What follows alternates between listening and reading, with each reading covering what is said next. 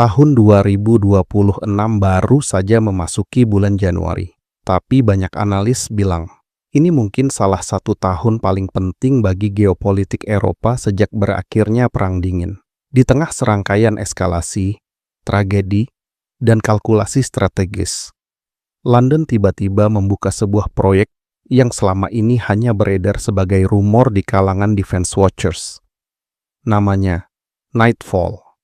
Sebuah sistem senjata yang bukan hanya bicara soal daya hancur, tapi bicara soal filosofi baru dalam perang modern. Presisi, murah, dan bisa diproduksi massal. Cheap, precise, scalable. 3 kata yang tampaknya sederhana, tapi punya konsekuensi yang sangat besar. Karena kalau teknologi presisi bisa dibuat murah, pertanyaannya berubah. Bukan lagi, siapa punya senjata paling canggih, tapi siapa bisa menembak paling banyak, paling cepat, dan paling lama. Sebelum kita mulai, selamat datang di YouTube channel Langkah Negara. Jangan lupa siapkan makanan atau cemilan beserta minuman kalian. Tanpa perlu basa-basi lagi, mari kita bahas. Kementerian Pertahanan Inggris resmi mengumumkan proyek ini. Nightfall. Bukan sekedar konsep di atas kertas, ini adalah jawaban atas kebuntuan di medan tempur. Selama ini, Ukraina kesulitan memukul target jarak jauh. Rudal yang ada stoknya terbatas dan harganya selangit. Inggris melihat celah ini dan langsung bergerak cepat. Mereka ingin menciptakan rudal balistik taktis yang efisien. Target utamanya adalah melumpuhkan logistik musuh. Melansir informasi dari Anadolu Agency, spesifikasi Nightfall mengerikan. Rudal ini diproyeksikan siap tempur di awal 2026. Artinya, proses pengembangannya dikebut habis-habisan. Industri pertahanan Inggris sedang dalam mode perang total. Mereka memotong jalur birokrasi yang berbelit. Tujuannya cuma satu, kirim senjata mematikan secepat mungkin. Kalian pasti tahu kan guys, perbedaan rudal jelajah dengan rudal balistik? Rudal balistik punya kecepatan yang sulit diadang. Ia meluncur tinggi ke atmosfer, lalu menukik tajam. Kecepatan jatuhnya bisa hipersonik, sehingga membuat sistem pertahanan udara musuh kewalahan. Nah, Nightfall ini mengadopsi konsep tersebut. Inggris ingin memberikan Ukraina taring yang panjang. Taring untuk menggigit jauh ke dalam wilayah Rusia. Bukan cuma di perbatasan, tapi sampai ke jantung pertahanan. Ini adalah perubahan doktrin yang sangat signifikan. Dulu, Barat takut memberikan senjata jarak jauh. Mereka khawatir Putin akan marah besar. Tapi sekarang rasa takut itu sepertinya sudah hilang. Inggris justru paling depan menantang Moskow. Mereka ingin memastikan bahwa Ukraina mempunyai daya gentar. Proyek Nightfall ini juga untuk kepentingan Inggris sendiri. Mereka ingin menguji teknologi terbaru mereka di lapangan. Medan perang Ukraina adalah laboratorium uji coba terbaik. Data pertempuran akan sangat berharga bagi insinyur Inggris. Jadi kondisi ini merupakan win-win situation bagi London dan Kiev. Jika kondisinya lose-lose situations, bayangkan rudal ini mulai menghujani pangkalan-pangkalan Rusia. Eskalasi konflik pasti akan melonjak drastis. Rusia pun nggak mungkin tinggal diam. Sekarang kita bahas ambisi Inggris. Mereka ingin memulihkan kejayaan industri militernya. Inggris ingin membuktikan kekuatan global. Rudal Nightfall adalah kebangkitan tersebut. Untuk memahami kenapa proyek seperti Nightfall lahir, kita harus mundur 3 dekade ke belakang. Ke masa ketika dunia pertama kali menyadari bahwa presisi bisa mengubah cara perang berlangsung. Bukan hanya taktiknya, tapi juga politik dan psikologinya. Tahun 1991, Operation Desert Storm. Inilah panggung pertama perang presisi modern. Untuk pertama kalinya, jutaan penonton di seluruh dunia menyaksikan rekaman rudal jelajah yang terbang rendah melintasi kota, masuk ke gedung, dan menghantam target seperti adegan video game. Teknologi seperti Tomahawk dan laser-guided bombs membuka bab baru. Perang tidak lagi identik dengan bombardir masif, tetapi dengan tembakan terukur dan selektif. Dampaknya luar biasa. Irak kalah cepat. Dunia tercengang. Dan Pentagon menyimpulkan satu hal sederhana. Precision wins. Lompat ke tahun 2003. Shock and awe. Ratusan rudal jelajah diluncurkan hampir bersamaan. Dalam hitungan jam, pusat komando dan komunikasi Irak lumpuh. Jaringan militer yang dibangun bertahun-tahun runtuh hanya dalam semalam. Dari titik ini, doktrin Barat berubah. Selama 2 dekade berikutnya, mereka membangun konsep perang berbasis presisi. Senjatanya makin mahal, makin akurat, makin eksklusif. Pengembangannya lambat, produksi terbatas, dan hanya digunakan ketika benar-benar diperlukan. Tapi ada satu masalah yang lama-lama terasa. Presisi itu sangat mahal. 1 Tomahawk harganya jutaan dolar. Storm Shadow juga jutaan. JASSM? Sama. Selama konflik kecil atau intervensi terbatas, harga bukan masalah. Tapi ketika dunia mulai memasuki era ketegangan antar negara besar, harga bukan lagi angka di spreadsheet. Harga menjadi variabel strategis. Lalu sesuatu berubah pada pertengahan 2010-an. Drone kecil muncul. Loitering munition menjadi umum. Senjata murah dengan kamera, link video, dan ledakan cukup besar untuk menghancurkan tank yang nilainya puluhan kali lipat. Konflik Ukraina kemudian menyempurnakan pelajarannya dengan keras. Perang modern bukan lagi kompetisi senjata terbaik, tetapi kompetisi supply. Siapa bisa memproduksi drone terbanyak? Siapa punya amunisi paling lama? Siapa bisa rotasi unit tanpa kehabisan kendaraan? Siapa punya pabrik? Siapa punya chip? Siapa punya logistik? Era itu mengubah definisi kemenangan. Perang modern adalah perang industri plus perang data plus perang supply chain. Dan disitulah muncul konsep baru yang kini banyak dibicarakan analis militer. Deterrence by mass precision.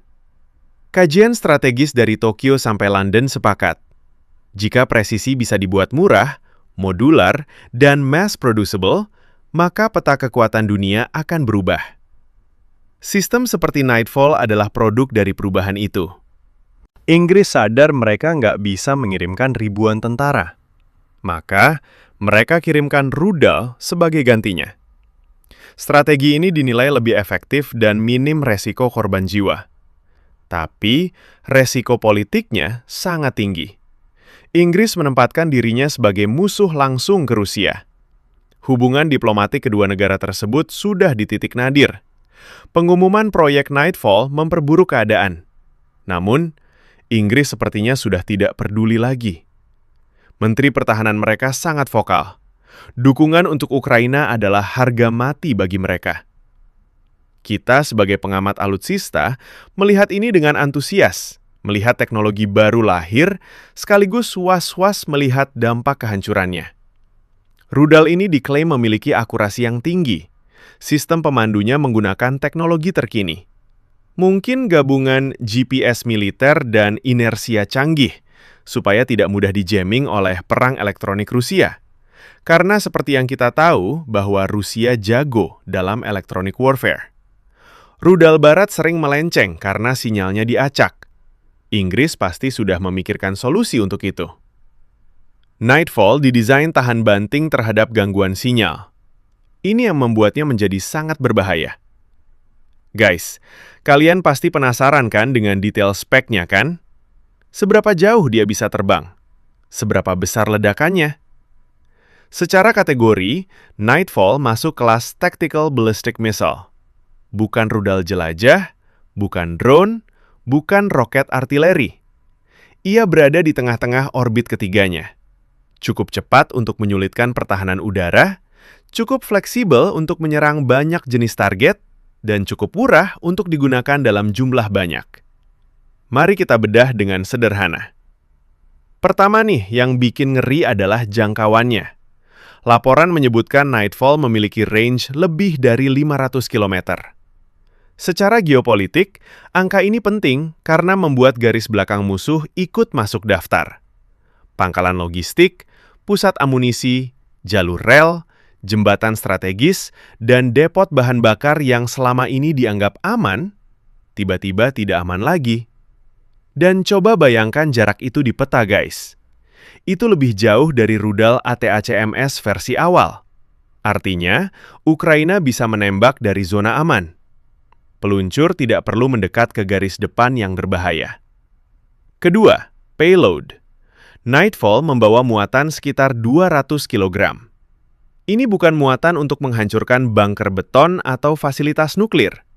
Ini muatan yang dirancang untuk menghancurkan apa yang disebut analis modern sebagai soft strategic targets. Target yang tidak terlapis baja, tapi punya nilai militer tinggi. Contohnya, gudang amunisi, fasilitas perbaikan tank, hanggar UAV, terminal logistik, radar, rel kereta, pusat komunikasi, dan pusat koordinasi unit. Hulu ledaknya kemungkinan besar tipe High Explosive Fragmentation. Ketiga, profil terbang. Sebagai rudal balistik taktis, Nightfall meluncur tinggi lalu menukik tajam ke target. Kombinasi ketinggian dan sudut ini membuatnya sulit ditangkap oleh sistem pertahanan udara, karena mereka harus menghitung kecepatan, ketinggian, dan lintasan yang berubah cepat. Keempat, navigasi. Nightfall menggunakan kombinasi INS, Inertial Navigation System, dan GPS militer. INS membuat rudal tetap tahu posisinya, bahkan ketika GPS diganggu. GPS militer membuat presisi tetap terjaga ketika medan peperangan penuh electronic warfare. Apakah ini berarti Nightfall kebal jamming? Tidak. Tapi filosofinya bukan kebal, tapi filosofinya cukup presisi, cukup robust, dan cukup murah untuk dipakai banyak. Kelima, platform peluncur. Inilah bagian yang sering luput dari pembahasan. Nightfall diluncurkan dari berbagai platform. Truk militer standar bisa dimodifikasi menjadi peluncur. Ini artinya sistem ini mengadopsi logika shoot dan scoot. Tembak, lipat platform, pindah lokasi, hilang sebelum radar musuh ngelok. Mobilitas seperti ini membuat musuh harus bekerja keras menemukan sumber tembakan.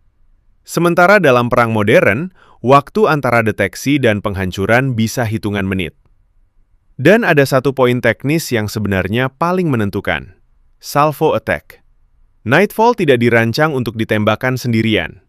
Ia dirancang untuk ditembakkan dalam puluhan pada satu waktu untuk membuat sistem pertahanan udara musuh jenuh. Dalam dunia air defense, konsep ini disebut saturation. Banjiri radar musuh dengan terlalu banyak ancaman sehingga interseptor kehabisan amunisi atau kehilangan prioritas. Dan disitulah, Nightfall bukan hanya senjata kinetik, tapi senjata ekonomi. Karena setiap unit Nightfall yang menembus bukan hanya menghancurkan target, tapi juga memaksa musuh menghabiskan interseptor yang harga satuannya bisa 2-10 kali lebih mahal. Bagi analis, inilah game besar Nightfall. Ia memaksa musuh bermain dalam economic attrition. Nightfall, kalau dilihat sepintas, mungkin terlihat seperti sekedar proyek rudal taktis baru. Tapi kalau dicermati, ini jauh lebih besar dari sekedar senjata. Ia adalah konsekuensi dari perubahan besar dalam cara negara-negara besar melihat perang. 2 dekade terakhir, Barat punya mindset yang sangat jelas. Use few, win clean. Sedikit senjata, super presisi, super mahal. Konsep yang lahir dari intervensi terbatas dan operasi anti-teror.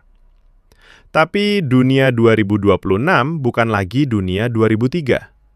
Konflik regional meluas, proksi naik, state-on-state competition kembali, dan industri pertahanan yang selama ini dibuat ramping demi efisiensi, tiba-tiba dituntut masuk mode perang jangka panjang.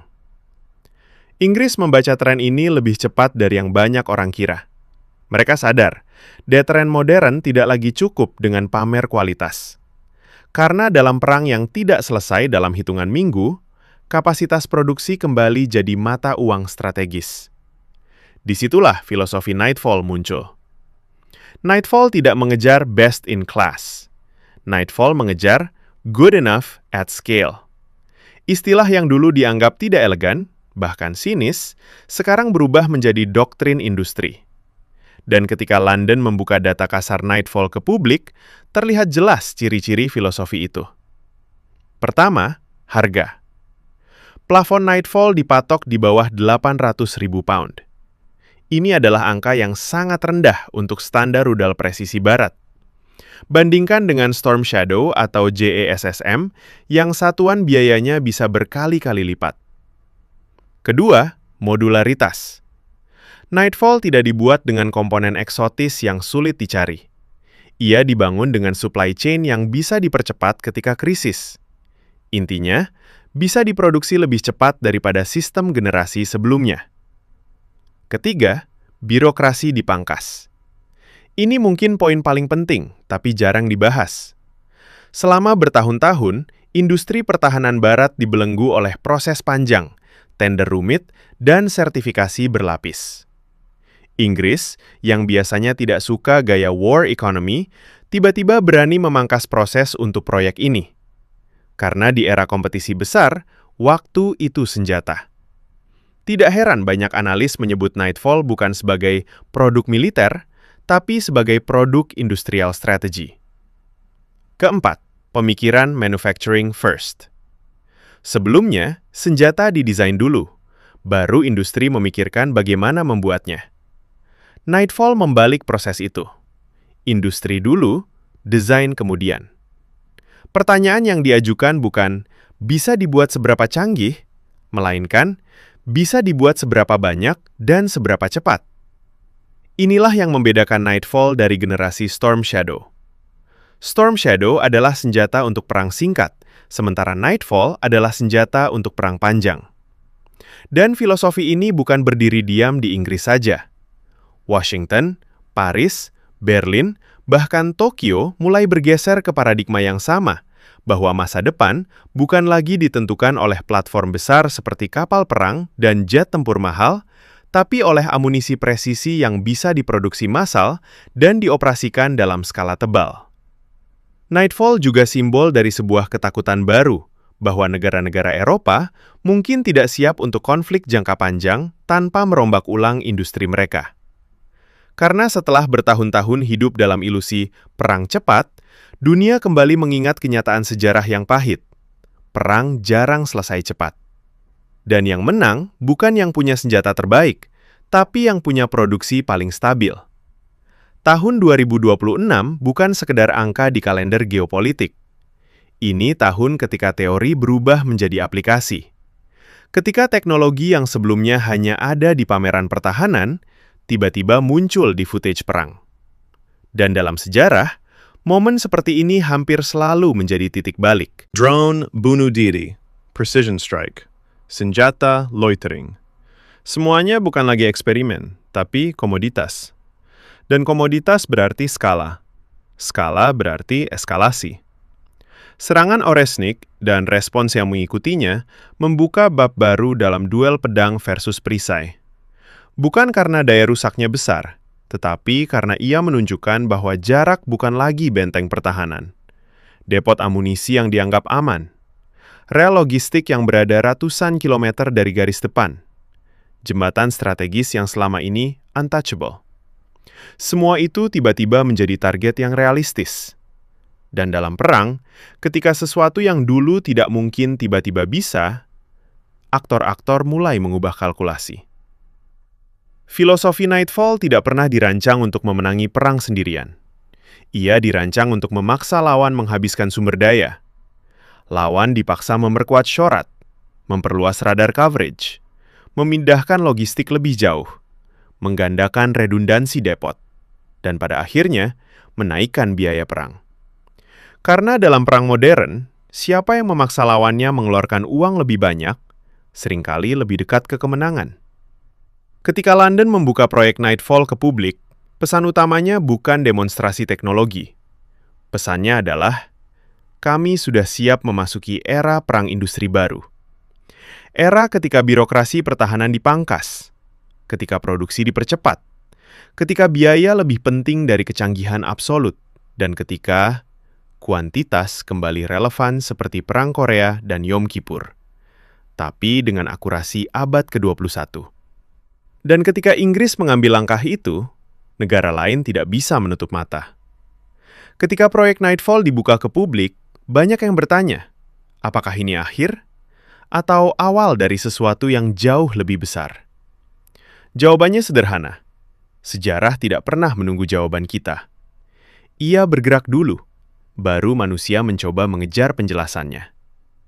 Duel pedang dan perisai tidak pernah selesai. Teknologi serang membuat teknologi bertahan berevolusi. Dan setiap evolusi pertahanan melahirkan serangan yang lebih kreatif. Nightfall hanya satu bab dari siklus tua ini, tapi ia menandai perubahan penting, bahwa presisi tidak lagi mahal, dan bahwa kuantitas kembali berkuasa. Jika abad ke-20 adalah era tank, kapal induk, dan nuklir, maka abad ke-21 mungkin akan dikenang sebagai era drone, loitering weapon, dan strike ekonomi. Bukan tentang menghancurkan kota, tapi menghancurkan keputusan. Bukan tentang perang habis-habisan, tapi tentang perang hemat sumber daya. Dan pada akhirnya, pertanyaan terbesar bukanlah siapa yang memiliki senjata terbaik, tetapi siapa yang bisa bertahan paling lama. Karena dalam perang modern, yang menang bukan yang pertama menyerang, melainkan yang terakhir memiliki cukup amunisi untuk melanjutkan sejarah.